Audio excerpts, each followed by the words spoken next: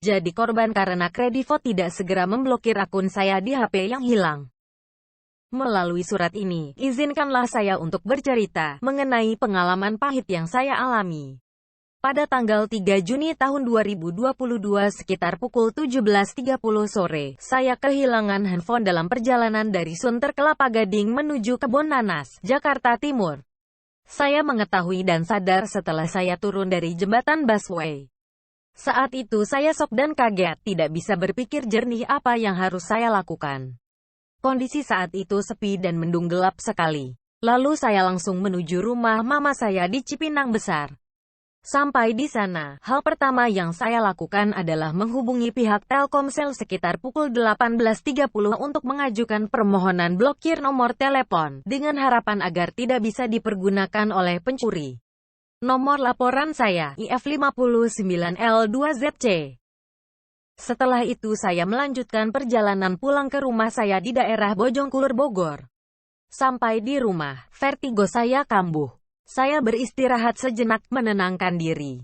Tepat malam hari sekitar pukul 11 malam suami saya memberitahu saya bahwa ada pemakaian di akun Bukalapak saya yang sudah lama tidak saya gunakan.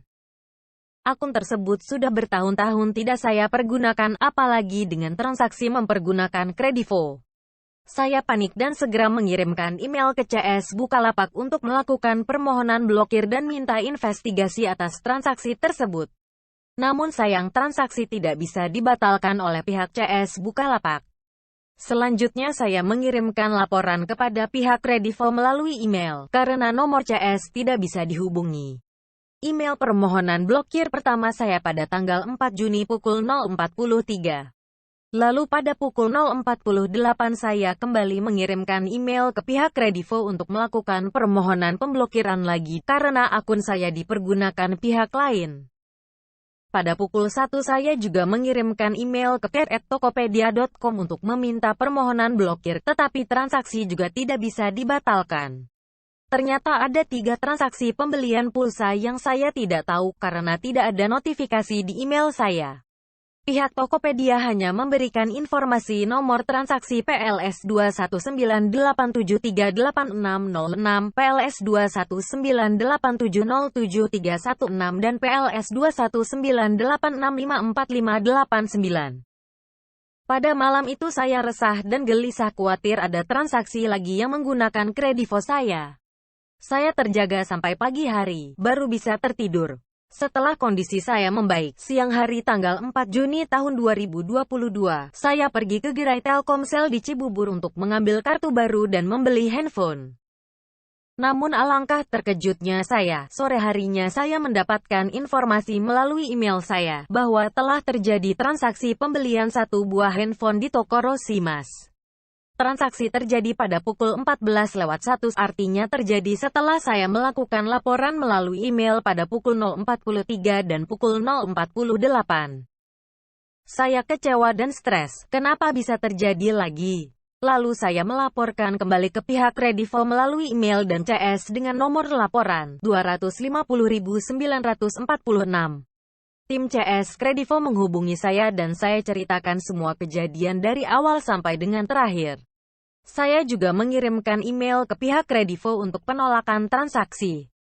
Namun laporan sanggahan transaksi saya ditolak dengan alasan saya memberikan data pribadi ke pihak lain. Saya sudah jelaskan bahwa saya sudah melaporkan ke pihak Telkomsel dan pihak Kredivo, tetapi mereka tetap menuduh saya memberikan data pribadi tanpa merespons email saya dan melakukan blokir akun seperti yang saya minta sebelumnya. Saya jelaskan juga bahwa saya sudah 2 tahun lebih tidak mempergunakan Kredivo dan bahkan sudah saya uninstall di handphone. Selama mempergunakan saya tidak pernah bermasalah dengan pembayaran. Namun tetap saja, penjelasan saya tidak bisa diterima. Selama menjelaskan, mereka tidak pernah membahas tentang permohonan blokir yang sudah saya laporkan. Mereka hanya fokus dengan investigasi dan analisis mereka sendiri, bahwa saya telah memberikan data pribadi kepada orang lain.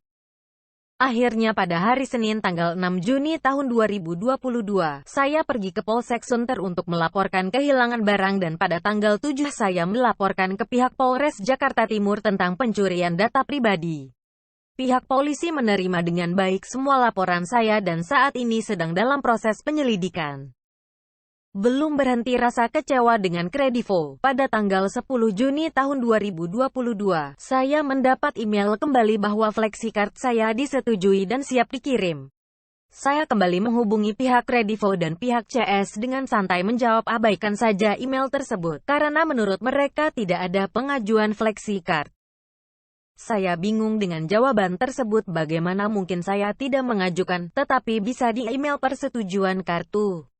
Saya ceritakan kembali semua laporan saya dan pihak CS Kredivo. Mereka bilang akan memeriksa kembali dengan nomor laporan 252.776. Setelah menunggu pada tanggal 16 Juni saya menerima email bahwa sanggahan transaksi saya ditolak dan saya tetap harus membayar. Dengan alasan telah saya memberikan data pribadi dan lagi-lagi mereka tidak membahas atau menjelaskan permohonan blokir yang sudah 2 kali saya sampaikan. Saya sudah lelah menghadapi sikap arogan dari pihak Kredivo. Mereka meyakinkan saya bahwa mereka memberi perlindungan konsumen, tetapi dalam hal ini saya benar-benar tidak mendapat perlindungan. Untuk masalah ini saya sudah serahkan ke pihak berwajib. Saya sudah memberikan semua bukti laporan ke Telkomsel, email Bukalapak, email Tokopedia, email Kredivas dan email Kredivo kepada pihak kepolisian Polres Jakarta Timur dan pihak Kredivo. Saya sangat kecewa dengan pihak Kredivo. Di saat mereka tertidur pulas, nasabah menderita dengan aksi pencuri. Dalam surat ini saya melampirkan semua bukti-bukti yang saya punya, karena memang saya adalah korban dari pencuri yang memakai data pribadi saya tanpa izin. Bagaimana saya harus membayar, jika memang bukan saya yang melakukan semua transaksi ini? Semua transaksi jelas saya tolak. Saya berharap pihak Kredivo bisa bersikap bijaksana, teliti dalam membaca, tidak bersikap arogan dalam penyelesaian masalah ini dan menghormati pihak kepolisian yang saat ini sedang bekerja untuk menyelidiki kasus saya ini.